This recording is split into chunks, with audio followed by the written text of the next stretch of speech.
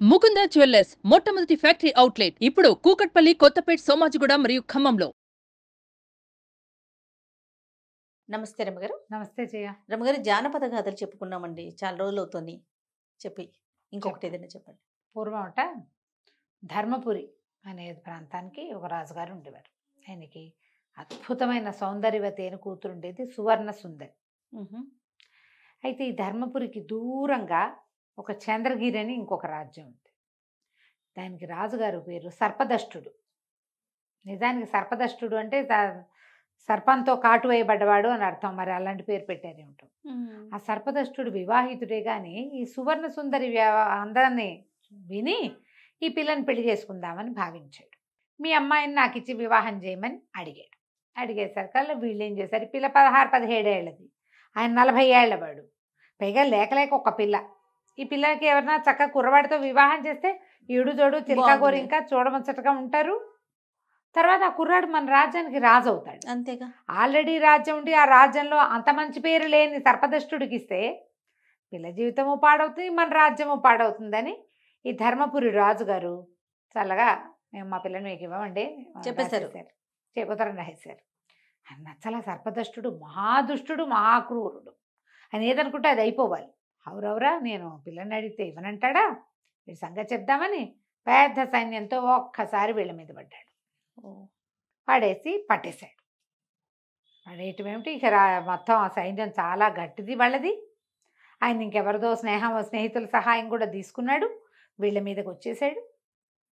ధర్మపురి రాజు రాణి రాకుమార్తె సర్పదష్టుడికి దొరికిపోయారు. అయ్యో, దొరికిపోయేసరికల్లా ఆయన వాళ్ళేమో, నువ్వు నేను వివాహానికి అడిగితే మీరు ఒప్పుకోలేదు, ఇప్పుడు మీరు నా బందీలు, వివాహం చేసుకోక ఏం చేస్తారు మీరు అనేసరికల్లా రాజు రాణి ఏమన్నారు, మేము నీ బందీలం, నేనేం చేయలేము, మేమేం చేయలేము, మా అమ్మాయిని అడుగు, అమ్మాయి ఒప్పుకుంటే పెళ్లి చేసుకో. అక్కడి ఈ సర్పదష్టుడు ఏం చేశాడు, ఈ రాకుమార్తెను వెతుక్కుంటూ వెళ్ళాడు. ఆ అమ్మాయి ఒక ఉద్యానవనంలో చోట కూర్చుంది, దీనంగా దొరికేసాము అని కట్టేలా, కానీ బందీలుగానే ఉన్నారు. ఈ సర్పదష్టుడు పరిగెత్తుకుంటూ వచ్చాడు. నన్ను పెళ్లి చేసుకోవాలి నువ్వని. ఈ అమ్మాయింది, చచ్చినా చేసుకోను, నువ్వు దుర్మార్గుడివి, నువ్వు పెళ్లి సంబంధం పంపించావు, మేము వద్దనే హక్కు లేదా మాకు, మా నాన్నకి తన పిల్లని ఎక్కడివ్వాలో ఆయన నిర్ణయించుకునే హక్కు ఇవ్వవా, నిన్ను పెళ్లి చేసుకునే బదులు నరమాంస భక్షకుడైన రాక్షసుడిని పెళ్లి చేసుకోవటం నయము, నువ్వు దౌర్భాగ్యుడివి అని తిట్టింది. ఆయనేమో చిందులు దొక్కాడు సర్పదష్టుడు. చిందులు దొక్కి, నీ అంతటి నువ్వు ఒప్పుకున్నావా సరే, లేకపోతే మీ అమ్మ నాన్నని కూడా చంపేస్తాను, వారం రోజులు సమయం ఇస్తున్నాను, ఆలోచించుకో, 15 రోజుల సమయం, వారమో 2 వారాలో అన్నాడు.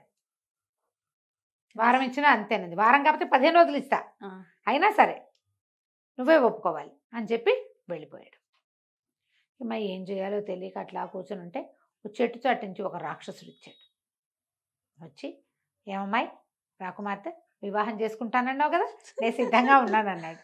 ఆవిడ తెలిపోయింది, నేనన్నానా అంది. మరి ఇప్పుడే కదా అన్నావు, అతన్ని చేసుకునే బదులు నరమాంస భక్షకుడైన రాక్షసుని పెళ్లి చేసుకుంటానని శపథం చేసావు, అందుకే వచ్చా, నేను నరమాంస భక్షకుడిని, రాక్షసుడిని, నన్ను పెళ్లి చేసుకో. నా పేరు కంటకుడు, నేను ఈ ప్రాంతాల్లోనే ఉంటాను, నరమాంస భక్షణ నాకు అలవాటే, నేనేమో పుటక్కి రాక్షసుణ్ణి, నువ్వు శపథం చేసావు కాబట్టి పెళ్లి చేసుకోవాలన్నాడు. అనేసరికి వీడు ఆలోచించుకుంది, ఏం చేయాలి, సరే బాగా ఆలోచించి ముందు వీడిని పంపించాలి కదా అవతలకి. సరే వివాహం చేసుకోవడానికి 3 షరతులు ఉన్నాయి, చేస్తామని. ఏ షరతు అయినా చేస్తాను, నీకేం కావాలో చెప్పు, పెళ్లి మాత్రం చేసుకో, నువ్వు చెప్పావు కదా అన్నాడు. సరే ఈవిడ బాగా ఆలోచించి, మా రాజ్యంలో ఒక జీవనది ప్రవహిస్తుంది, ఆ జీవనదికి పైన ఎక్కడో అది వచ్చే చోట ఒక అడ్డంకి ఉంది, ఆ అడ్డంకి వల్ల నీరు సన్నబడిపోతుంది అప్పుడప్పుడు, ఆ అడ్డంకి తొలగించు ఒకటి. ఇది క్షణంలో చేస్తానన్నాడు. రెండోది, నువ్వు నరమాంస భక్షణ మానేయాలి. మూడోది, నువ్వు హింస మానేయాలి.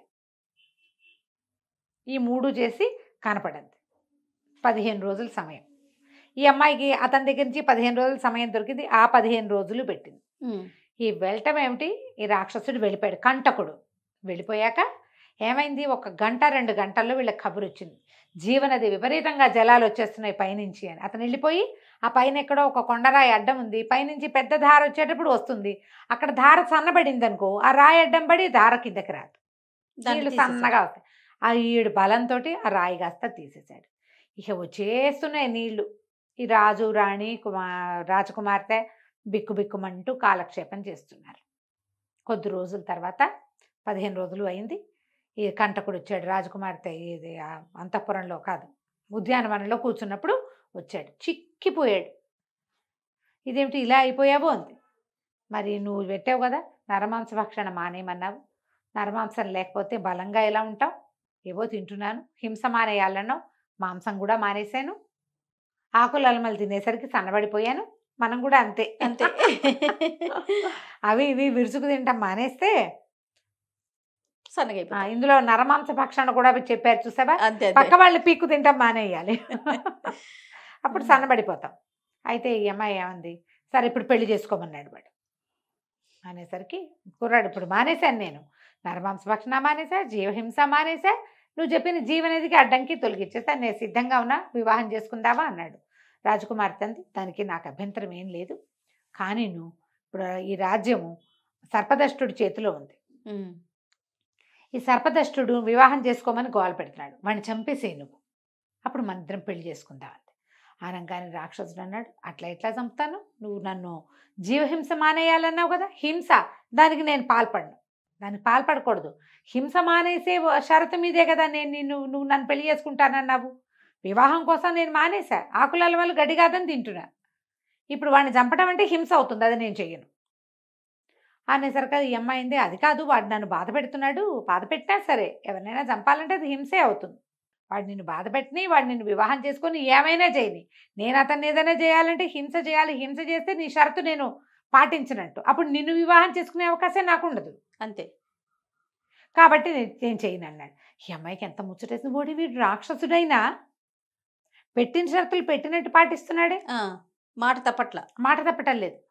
సరే నన్ను కొంచెం ఆలోచించుకోనివ్వు అంది. ఈ లోపల ఏమైంది, వాడు ఆ పక్కనే నుంచుని ఉన్నాడు. ఆ సర్పదష్టుడు వచ్చాడు. 15 రోజులు అయింది కదా, వచ్చేసి రాకుమారి, ఏంటి అమ్మాయి పేరు సువర్ణ సుందరి, ఏం ఆలోచించావు అనేసరికల్లా ఈ అమ్మాయింది, ఆహా నేను ఆలోచించాను, నేను పెళ్లి చేసుకున్నాను అనేసరికల్లా అతను అన్నాడు, ఎందుకు చేసుకోవంటే ఇతను పక్క నుంచి నుంచుని వాడు కనపడ్డాడు.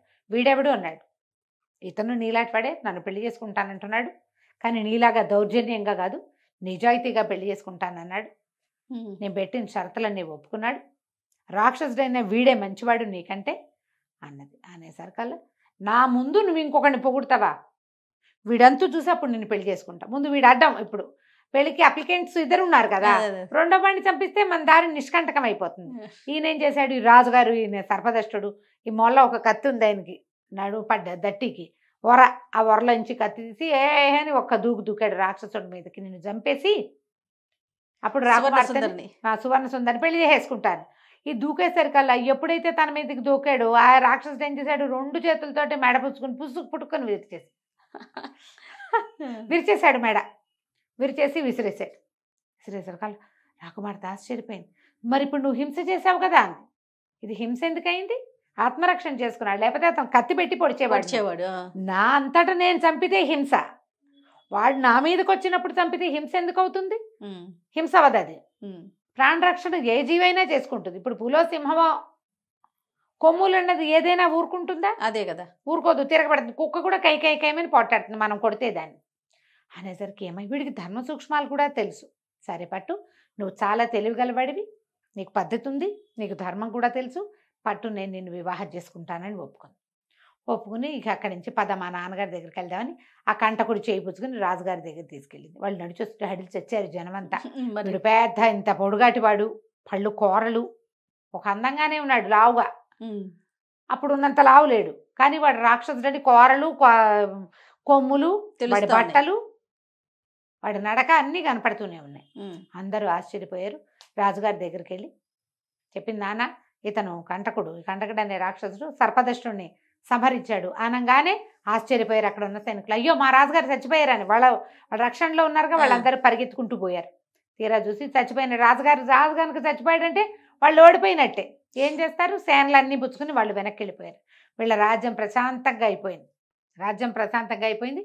రాజకుమార్తె అంది, నేను ఇతన్ని పెళ్లి చేసుకుంటాను నాన్న, ఇతని వల్లే మనకి సర్పదష్టుడి బాధ తగ్గిపోయింది అనేసరికి వాళ్ళ అమ్మ నాన్న అన్నారు, అయ్యో ఇదేమిటే, రాక్షసుని పెళ్లి చేసుకోవటం ఏమిటమ్మా, రాకుమార్తె అంటే పర్వాలేదు నాన్న, ఇతను నిజాయితీపరుడు, రాక్షసుడే నయం మనిషి కంటే.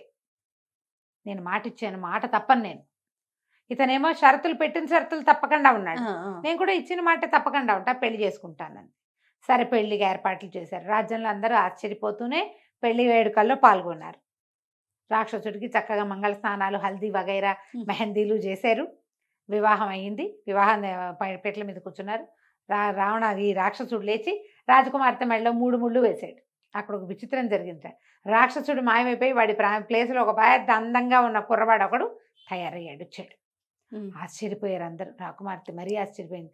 ఇదేమిటి నువ్వంటే, నేను మాళవ దేశపు రాజకుమారుణ్ణి, నా పేరేదో సింహదమనుడు. ఈవిడ సువర్ణ సుందరి, ఆవిడ సింహదమనుడు. నేను ఒకసారి అడవికి వేటకి వెళ్ళినప్పుడు అక్కడ ఒక దేవకామిని అనే ఒక గంధర్వకాంత కనపడింది. ఆమె నన్ను మోహించి నన్ను పెళ్లి చేసుకోమని తన దేశానికి రాజ్యానికి రమ్మని గంధర్వలోకానికి బాగా బతిమలాడింది. నేను మనిషిని, నేను అట్లా వేరే దేవయోనుల్ని వివాహం చేసుకోము, అది వివాహం చెల్లదు అని నేను పదే పదే చెప్పాను. ఆమె ఒప్పుకోలేదు. నా తండ్రికి నేను ఒక్కడే కుమారుణ్ణి, నేను నిన్ను వీళ్ళని వదిలిపెట్టి పైకొచ్చేస్తే మా రాజ్యం ఇదైపోతుందని ఎంత బతిమలాడిన ఆవిడ ఒప్పుకోలే. ఆవిడ కోపం వచ్చి రాక్షసుడి వైపు అని శపించింది. కానీ తర్వాతే ఆమెకి నేను నచ్చాను కదా, ఆ ప్రేమతోటి ఆవిడ ఏమందంటే, ఎవరైనా రాకుమార్తె సంతోషంగా ఇష్టపడి నిన్ను పెళ్లి చేసుకుంటే నీకు మామూలు రూపం వస్తుందండి. బాగుంది. అందుకనే నేను ఏమంది నరరూప రాక్షసుని పెళ్లి చేసుకుంటా అంది కదా, నరమాంస భక్షకుణ్ణి. అందుకే వచ్చాను, నువ్వు పెళ్లి చేసుకుంటే నా రూపం మారుతుందని. నువ్వు పెళ్లి చేసుకున్నావు కాబట్టి నా రూపం మారిందని చెప్పాడు.